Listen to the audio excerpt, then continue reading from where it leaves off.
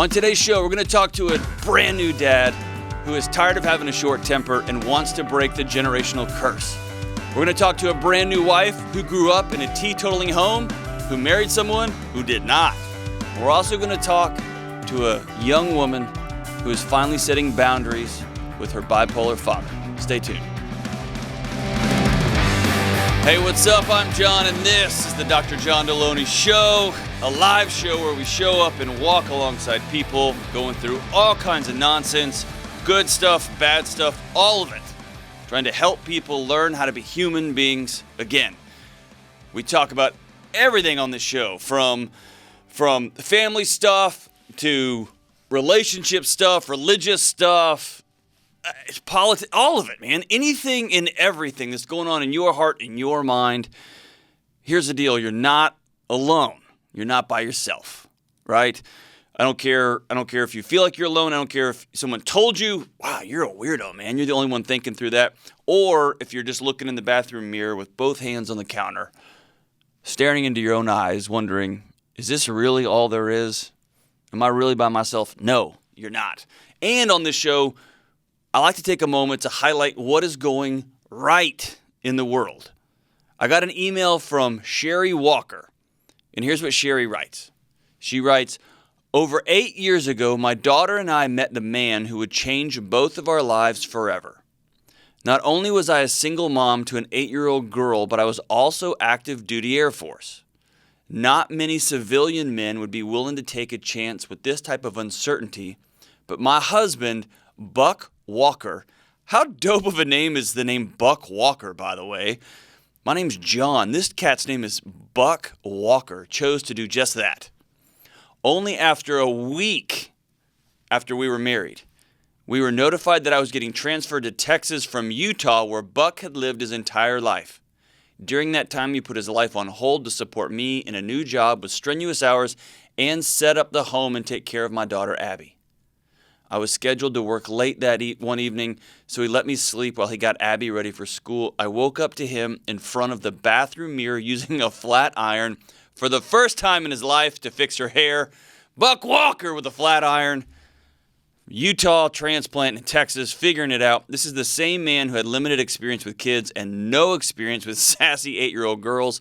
Now she's 16, and he even taught her how to drive. I've never seen a father-daughter relationship quite as close as theirs.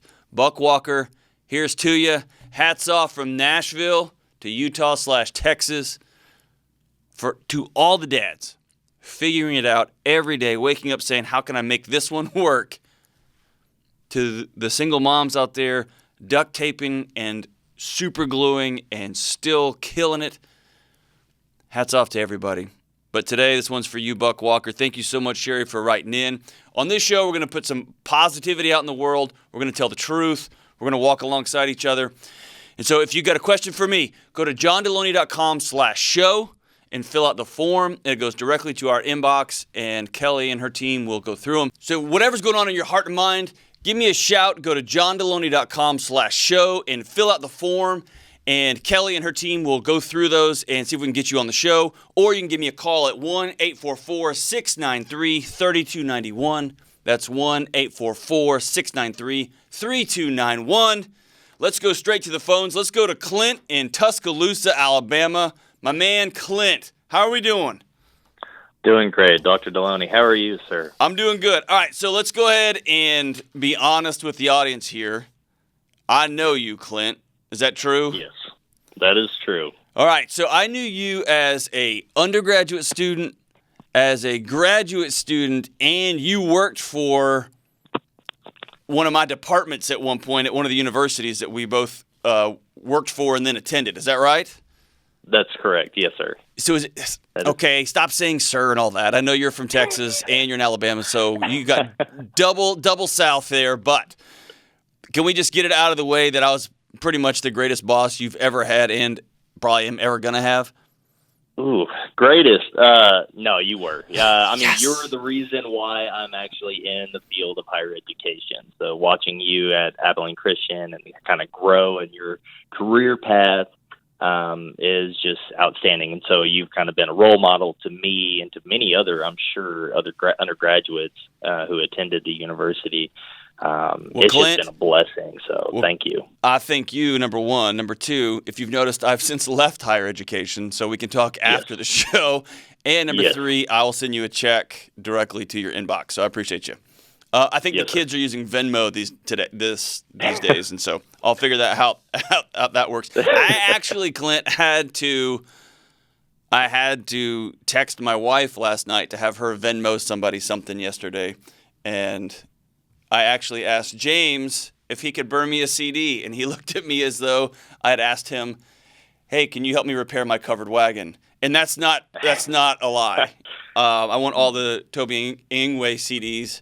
And evidently they're not CDs or MP3s. That's not what you called, Clint. So what's up? How are we doing, man?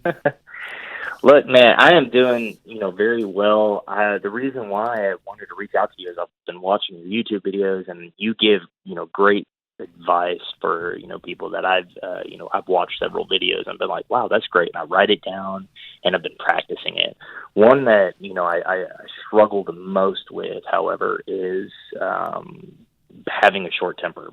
And this is something that is generational in my family. So all the Coulter men, I just shouted out my last name there, but all of the men in my family, they basically have this like short temper. And I don't know if it just passes along or passes on. My cousins who are male, they have it. My brother, he has it. Not as bad as I think what I have. And it has just stemmed from since I was a little kid. I mean, I can remember actually kicking a hole in a wall because I was losing a video game with my brother. So things like that. And it was all because, and I witnessed my father do it, just having a short temper. I witnessed my grandfather having a short temper. He was riding a horse one time, and he was actually trying to break the horse. And I was outside. I was young. I was like, Papa, come on inside. Food's ready. And he didn't hear me. So I kept yelling his name. And then he yelled back, very angrily, and kind of like said some choice words that I probably shouldn't repeat over the air. And so, and I broke down and was like, oh my gosh, he hates me. And that happened with my dad too at times. And most recent. Do you have little kids now, Clint? I have a little girl now, and she's about 5 months, and I don't want to bring that into my family. I don't want her to see her father like, man, my dad, and when he gets mad, he gets mad. Like, I don't want that. I want to be someone where my little girl who grows up can look at her father and be like, when my dad would get upset or mad, he just kind of keeps it to himself. He doesn't yell. He doesn't scream. He just kind of, is able to, work through the anger. And that's where I'm trying to get at, is how can I work through this anger? If you want me to give you examples, I can do that. Well, let's do this. First, I want to applaud you for looking into the eyes of a baby girl and saying no more.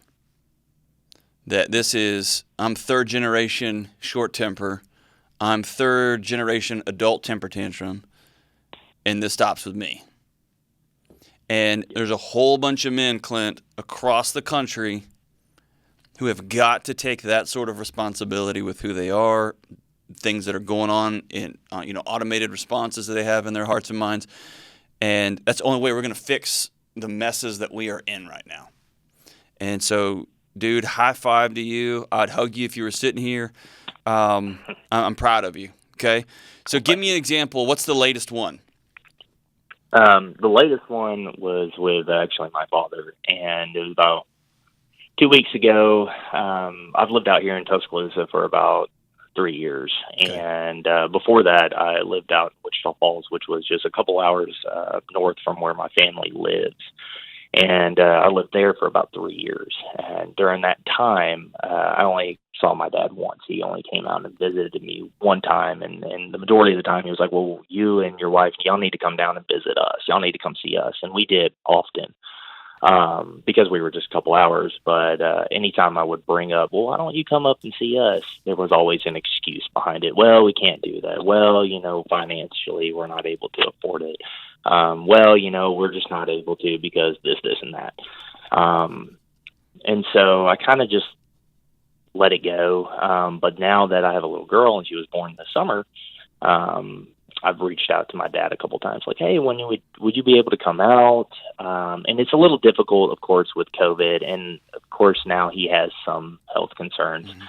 But it's about a 10-hour drive from Dallas to Tuscaloosa. And we've made the trip about twice a year. And he won't come see you now? Exactly. Okay. And so the conversation was essentially, I just told him, and he has he has a grandson, and they live close to home, and he sees him quite often, a lot. And so in your heart, in your head, I can guess where this is going. In your head, your dad doesn't care about your daughter that much. Your dad doesn't care about, because if he did, he would do these things, right? He doesn't care about your new marriage. He didn't care about your new job. He don't want to come see how successful his young son's doing. All these almost moral or character issues are piled up into these actions that your dad is not taking, all right, or aren't taking, which is he's not coming to see you. He's not coming to see his new kid, right? And so, go ahead. So did you grown man blow up on him or grown man temper tantrum him? Essentially, yes. So I asked him the question, or I just basically told him in a very calm manner. I was like, look, this is how I'm feeling. Like, I feel that if the roles were reversed and your grandson had lived 10 hours away, that you and my stepmom would have driven out and visited. And when I had said that, of course, I was like, this is just how I feel. Trying a son telling his dad, hey, look, this is how I feel. And that is when he blew up on me. Like, that short temper just kicked in, and he started yelling over the phone, which I do not respond very well. So if I'm being yelled at, I typically don't have a very good response to it. And so I yell back. And we have this yelling back and forth. And then we just hang up the phone, and then we text back and forth. And it ended up where a couple days later it was like, I'm sorry, in a text message, I'm sorry dude, love you. And that was it. And so now I'm at the point where I'm just like, I'm not even going to ever ask him to come and visit because I know where it would lead. Sure. All right. So here we go, Clint. You ready? I'm ready. Here's a couple of things. Some of them are easy. All of this is simple, and all of this is hard. Okay? Simple doesn't mean it's not going to be hard work. Okay? So the first thing is this. Anger is a gift, as Rage Against the Machine eloquently said. Anger just points you towards things that you care about. And so in that little exchange, your dad cares about his son. He cares about his son's approval. He cares about his son's approval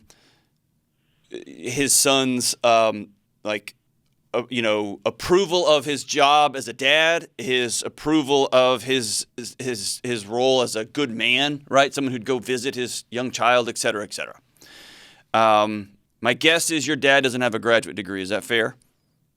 Correct. Right. So you've got this son and you've got this educated son now, right? So there's all these barriers between you and your old man. And anger points towards something he cares about. Anger points towards something you care about. You want your daughter to experience a grandparents, right? Her grandparents. You want your daughter to experience her granddad, because you love him. And he's probably a fun, cool guy when you got him hanging out and having a good time. And anger points towards justice. This is the way this is supposed to be, right? So all those things are good. Where it's not good is when anger takes over and you and your grown dad start throwing crayons at each other, right? And then you take it offline, or literally take it online, if you will, and continue, thumb warring each other, right, on the internets, on the iPhones. So here's what I want you to do to break this curse. And it is not genetic. It's not a wiring. You're not predestined to always have a short temper. This is something you learned and was modeled for you. You may have some gasoline and matches in your basement, right, which you may have a genetic disposition towards X, Y, and Z. That's not a past, and I don't care about that stuff. Every time you lose your temper, it's a choice. It's a decision. And so what I want you to do is the next time you get angry, the next time you feel that thing frustrating you, I want you to think of, if you've got one, it's even better. I'm taking this from Terrence Real. If you've got a picture of your dad, I want you to carry it with you in your wallet or in your pocket. And every time you get mad, I want you to pull that picture out, and I want you to look at it. And I want you to say out loud, I am going to throw a temper tantrum in honor of you instead of loving my daughter. Because every time you throw a temper tantrum, it is a choice to bring tension and pain into the life of your daughter. It's to bring gasoline and fire into the house of a little one and a young marriage, of which your daughter will absorb that tension and make it her fault and spend her lifetime trying to solve it, which will then, she will be modeled. A great solution to this is short, intermittent outbursts, nuclear bombs that just get dropped along a living room, and thus it passes to another generation, right? Mm-hmm. And so every time you choose to snap, to yell, to slam something, to kick something, to bite back at somebody, I want you to say, and that's for you, Dad. There you go. I chose to high-five you instead of honoring my wife, instead of being a controlled, mature, grown man. Doesn't mean I'm not going to get angry. Doesn't mean I'm not going to get really frustrated. I chose, Dad, to give you a shout out instead of modeling for my daughter what a healthy, well, whole dad looks like, what a healthy, well, whole marriage looks like. And here's the thing. You're going to have to learn this. You're going to have to practice it.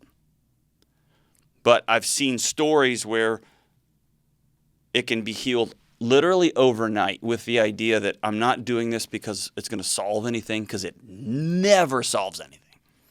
I'm not doing this because I can't control it, because that's bullcrap. It is an homage. It's a high five to the past. This one's for you, old man. And what I'm going to challenge you is to stop high-fiving your dad and start hugging and loving your daughter. Start hugging and loving your wife. Start hugging and loving those hundreds of students you've been put in charge of. Start respecting and honoring the folks that you work for at whatever college and university you're going to work for. Go forward. Go that way. And Clint, it's such an honor and a blessing to talk to you again. We haven't talked in a decade. Because you're one of those guys that's turning to face the forest fire, the one that's been raging generationally, and you're going to stand it down, and it ends with you. And it ends with you saying, either I'm going to continue to high-five old man, or I'm going to connect with my wife and my daughter. And it's that simple. You're going to fail. You're going to have to be graceful with yourself. You're going to have to be compassionate with yourself. Here's the thing. While we're here, I want to talk about this real quick. And Clint, this is for you. It kind of lines up perfectly, almost accidentally here. As you transition this from being a third or fourth generation angerhead, addicted to outburst, grown-up temper tantrum thrower, if you will, as you transition this, you're going to have to be graceful with yourself. You're going to have to forgive yourself. And self-forgiveness is an absolutely essential part of living and growing up. And we are terrible at it. Y'all have heard me say this over and over. We so often talk to ourselves in a way that we would never let somebody else talk to somebody else. We forgive people around us if we're mature, grown-up adults, not if we're children wearing adult clothes. But we forgive people for hurting us. We forgive parents for hurting us. We forgive politicians for screwing up. We forgive people for all sorts of things. But man, we suck at forgiving ourselves. We're terrible at it. In fact, this week, recently, Peter Attia, he's got a podcast called The Drive. After you listen to mine, listen to his. It's incredible. He just interviewed Kristen Neefs. I think that's her name, Kristen Neves. She is the expert on self-compassion. You have to talk to yourself in a way that is honoring and lovely and respectful and forgiving. Forgiveness is a choice to extend love and compassion and kindness to yourself, right? It's when you have a really rough day and you eat something you probably shouldn't have eaten. You know it's going to make you feel bad. Like the other day on the 12-hour Thanksgiving drive when I ate half a bag of sandwich cookies. I knew that wasn't great. And that next morning when I woke up feeling hungover and all I had was junk food, I was compassionate with myself. I had to forgive myself. Hey, that wasn't good for me, for my body, for my parenting. But it happened. Wasn't my best self. Let's go be better today. Right? Unforgiveness prevents you from living in the present and expecting good things in the future because you condemn yourself. You sentence yourself to some sort of punishment that just goes on indefinitely. Stop. Unforgiveness is costly. The cost of unforgiveness is your integrity, your identity, your capacity to give and receive love. It's a lie to yourself. So this is for Clint. This is for everyone listening to this. If you're trying to change behaviors, as we get into the new year and you are trying to set new goals and New Year's resolutions, or you're doing hard things like changing generational trauma like Clint's trying to do, you're going to stumble and you're going to fall. If you're just trying to be a dad, just a regular old humdrum, run-of-the-mill dad, or a mom, you're going to stumble, right? You're going to stumble. So be graceful with yourself. Be kind to yourself. Forgive yourself. And if you can't do it by yourself, get somebody that will walk alongside you. Get a good friend that will say, I forgive you, so you should too, right? Thank you so much for that call, Clint. Let's go to Kirsten in Cincinnati. Kirsten, what is up? Oh, I'm just feeling grateful for you and everyone at Ramsey Solutions and that beautiful rant you just did and to be talking to you on the phone. So. Well, I'm grateful for you. How can I help this morning? Good. I'm pretty awesome, so. I agree. I fully agree. Yes, thank you. So my main question would be kind of where's the line between drinking a lot and alcoholism? And then for me, I guess it's pertaining somewhat to my husband. And I'd like to preface with he's an amazing man. He's very kind and thoughtful, hardworking. He treats me with lots of love and kindness and respect and tenderness and makes me feel loved. So I'm in a safe environment, and it's good. But I just notice a lot of times, we're both coming from very opposite backgrounds on the topic. My upbringing, as pertaining to alcohol, it was just never really around. My parents didn't drink. My grandparents didn't drink. My great-grandparents didn't drink. We didn't have alcohol really at family functions. It wasn't until I was older till you start noticing, like, oh, some of those family drinks. But yeah, right. And they're those families, right? Ooh, those families. Yes. That's right. And growing up in church, it was kind of alcohol wasn't great, but it wasn't really elaborately talked about, and it was just kind of don't get drunk. And so that was the extent of that. And then my husband comes from Irish Catholic background, and that's like all they did. They know how to that party. Was a bonding thing. That's right. Yes, and all like great-hearted people, fun stuff too. But I will be 31 this week, and I didn't have my first adult drink till I was probably 24, 26. I've probably had 4 or 5, just never worth the calories. And I'm somewhat of a control person, so I'm like, I'd rather just do nothing than risk trying to figure out stuff. So, but just him specifically, he grew up in a household, though, where his mom was an alcoholic, and she was that way pretty much from drinking age until she was about 40. And then she passed away at 45 due to a health condition. And then his dad was very black and white, and he traveled a lot as a profession. So he'd be gone 2, 3, 4 days a week. And he had one brother who was mentally disabled in the capacity of about a 2-year-old. And so a lot of times he would come home and his mom would be passed out on the couch or whatever, and he'd have to fill in and be the adult. So he's had lots of trauma there, right? Yes. Okay. Yes, absolutely. So I know. Sorry, go ahead. I'll say, go ahead. So bring me down to the apex here. Okay, so we've been married for 2 years, and I've known him for 3. Okay. He's 33, I'm 31, and I knew that he drank some, but before, and it doesn't really bother me when it's social settings or just like here and there, but I just noticed it kind of creeping up more and more and more, and obviously this past year trying to have the grace of like, well, it is a pandemic and extra stress and things like that, but just where things to kind of watch for, because I so want to protect our connection and not project onto it. Right. And I want boundaries, not barriers, and just how to recognize when it crosses the unhealthy, and I'm going to take a breath. Sure. Okay. All right. So that was a lot, and you actually called with one question, and you asked me about 5 different questions. Okay? Yes, sorry. Hey, that's okay. That's all right. And I can tell it's deep in your heart, and I can tell that you love this guy, and as happens to all of us who get married, all of us who find ourselves in some sort of deep relationship with somebody. And in fact, I'll go bigger than marriage. This happens at work. This happens with friendships.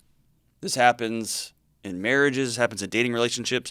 When you find yourself in love with somebody, when you find yourself trusting somebody, when you find yourself in relationship with somebody, deep relationship, and then suddenly a behavior that doesn't line up with your values, doesn't mean it's right or wrong inherently, but it's not a part of your values, is a part of theirs, right?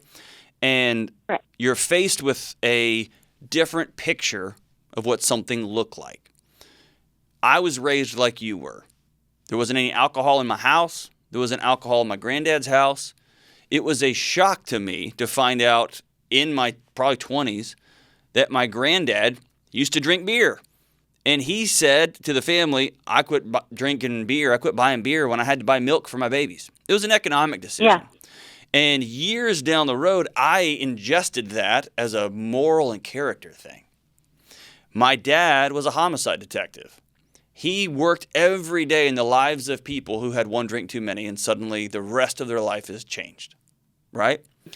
And so I absorbed that as a moral and character issue. And then I went to college.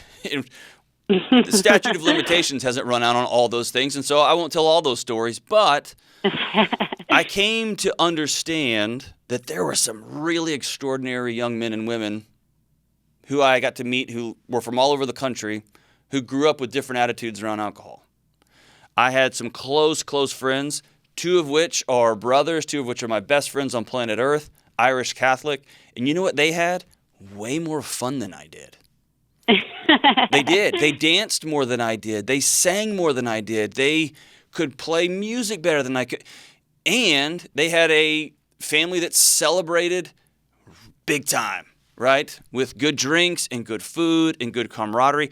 And so those were initially value issues for me. Whoa, this is, as you said so eloquently, one of those families. And it turns out that second to my parents, their parents had a major influence on me in a positive way. Their friendship has had a major impact on me relationally throughout my life, right? And so it could go on and on and on. All that to say is this. Your husband has experienced a lot of trauma in his life. From mom passing away at a really young age, mom being a functional alcoholic, dad being an on-the-road salesman, your husband having to be a surrogate parent to a special needs brother, and. And so what he has is a model of marriage, a model of relationship that is going to be different than yours. Okay? And so I've got way more concern, and concern's a dramatic word there. I've got way more, I have my eyes closer to that, to your differing pictures of what marriage looks like, what relationships will look like ongoing, than I do about alcohol. If you are safe and you are kind and he is kind and he loves you and he is there for you, then that's not my worry right now. I definitely think it's worth you guys seeing a marriage counselor for a regular amount of time, like for ongoing, to work through your differing pictures of what a relationship's going to be, and y'all co-create. He gets a voice, you get a voice in something together. You are not going to be able to protect this by yourself. He's going to have to be invested in this, and he's going to have to do a lot of transition and change, and you're going to have to do a lot of compromise and transition yourself. As y'all create a marriage that's going to be different than anything y'all two have ever experienced. Now, to go back to your original question, the difference between drinking and being an alcohol addict. Those two things are different. Alcohol addict is somebody that uses alcohol as a way to escape. An addict is somebody that cannot do without. Okay? They have to have this to get through a day. They have to have this through to get through an event. They have to have this to get through a week. And ultimately, an addiction starts impairing your life. Right? It does usually start, not always, but it starts in a rather benign fashion. A glass of wine after work. And then a couple of days a week, that glass of wine turns into 2 or 3. Or I just have a couple of beers after work every day. And then on Fridays, I have 4 or 5. And then Saturday morning, I have a Bloody Mary just because, whoa. And then I go ahead and start drinking Saturday afternoon at 4 or 5. And it's just, I'm just having some whiskey, just having a bourbon, that's it. And I'm going to class it up a little bit. And suddenly I'm doing it every day. Suddenly those 1 drink or 2 beers a day become 3, they become 4. And suddenly I'm not having fun without it. I'm not sleeping without it. I'm not fill in the blank without it. And now you got a problem, right?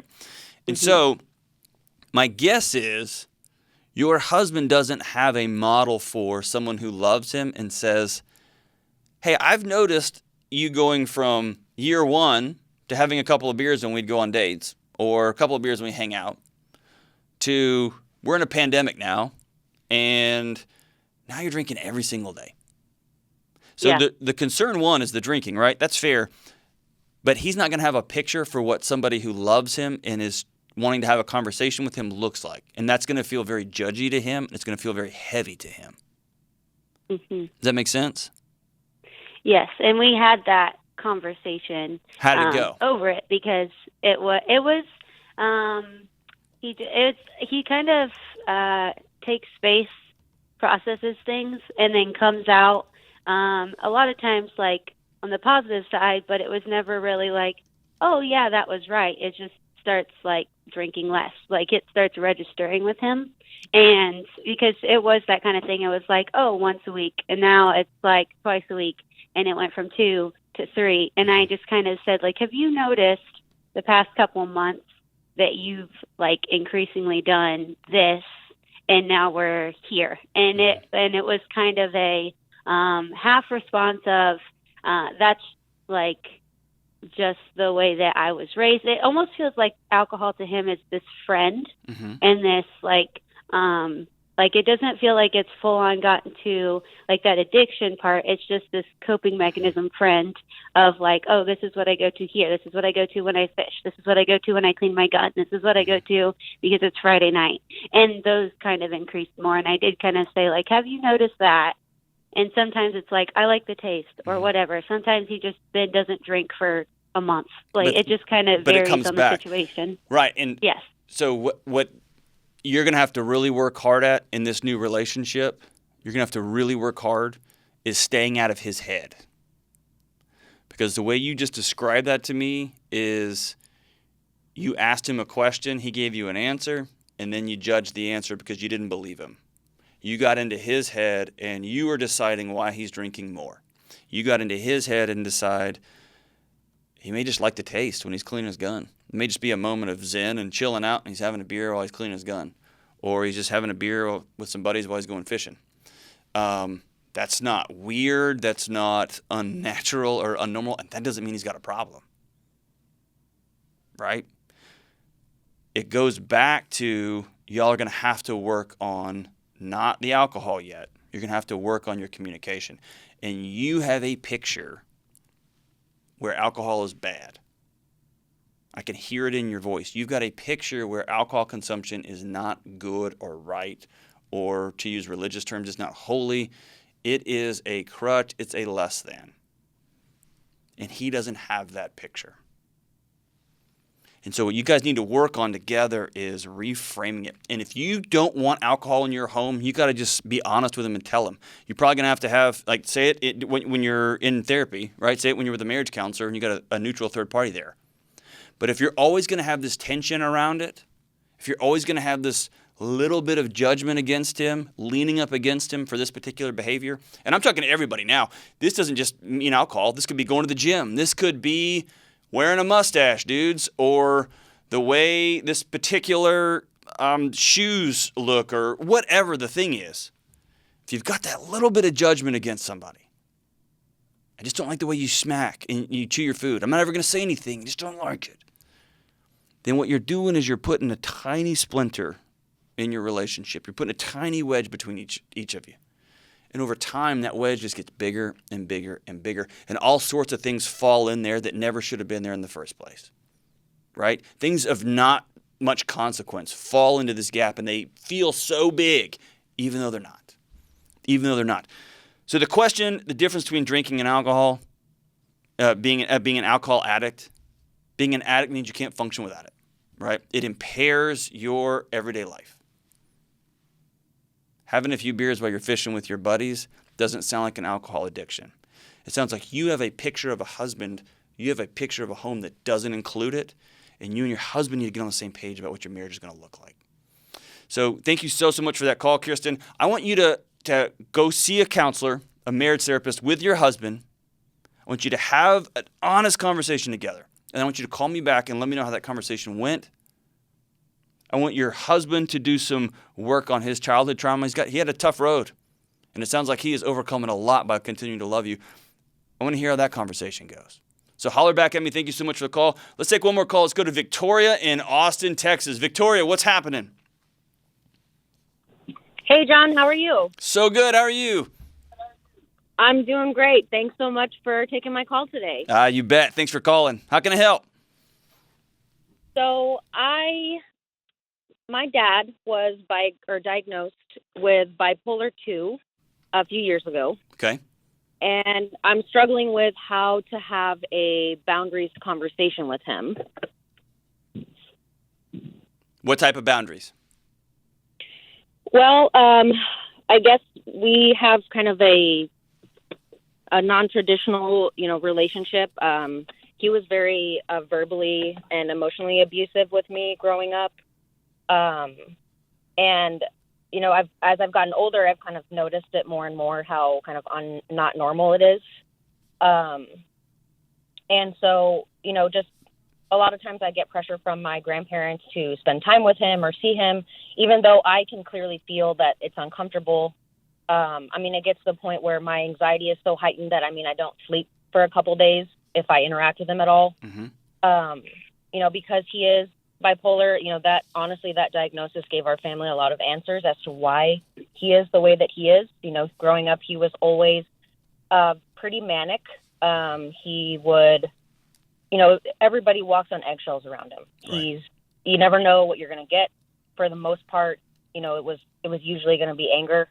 And that was kind of just how it was. That was the normal, that's just kind of what I grew up around. So, like I said, I've gotten older. I've noticed that, I'm very aware now of the fact that I've correlated seeing him with this heightened anxiety, with, not sleeping, really just critically overanalyzing everything. When I go home to visit, it's like, okay, how do I tell him I'm here? Or do I have to tell him I'm here? It's just this whole thing. Yeah. And I really just want to kind of take control of the situation and figure out how to say, you know what? I'm an adult now. If I don't want to see you, I don't want to see you. And you got to be okay with that. But I think that kind of the little girl in me still has a huge amount of fear around him, and kind of that, how's he going to react? Or, he's probably going to get mad. So maybe I shouldn't have this conversation, that kind of thing. So Kirsten, I'm high-fiving you. I am double high-fiving you from Nashville to Texas. Oh, sorry. You're not Kirsten. You're Victoria. Let me redo that one again. Sorry.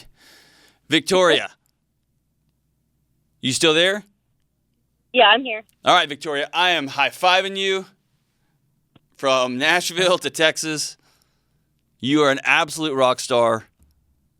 I every time a child turns, again, we had this earlier with Clint, every time a child turns and stares down childhood trauma and says no more, I just want to high-five you. That's not going to be easy, but I want to high-five you. So here's the deal. Yeah. Very quickly, boundaries are for you, not for him. Right. Your boundaries are about your safety. Your boundaries are about your relationships, your joy, your ability to function in and out of every day. He doesn't get a vote. He doesn't get an influence. And he doesn't get taken into account when you are deciding the boundaries for you and your family. Period. Now, bipolar 2, bipolar 1, any diagnostic is a context, not an excuse. Right. Okay? He had bipolar 2, so be it. He doesn't get to verbally abuse you. Yeah. He had bipolar 2. He doesn't get to fill your home with rage and pain and not show you connection and not show you love and traumatize you and send you off careening through a lifetime of trying to find connection through all sorts of different ways. It's a context, not an excuse. Okay? Yeah. Well, and to throw a wrench into everything, I think that he's kind of sensed that, you know, I'm pushing further and further away. And, you know, for a while it was like, he'll call me, and just seeing his name on my phone, like my stomach drops. And Yeah, it's like, but listen, Victoria, it doesn't matter what he senses. You're still letting him have power over you.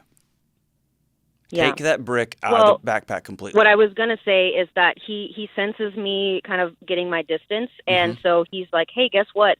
Grandma and Grandpa and I are going to come up to visit you. And tell him this isn't a good weekend. You know why? Because you get to decide. You absolutely get to decide that. And it may be a really awkward trip one day when they come and you don't see them. And that will be a choice that those 3 adults made, not you. Right? Okay.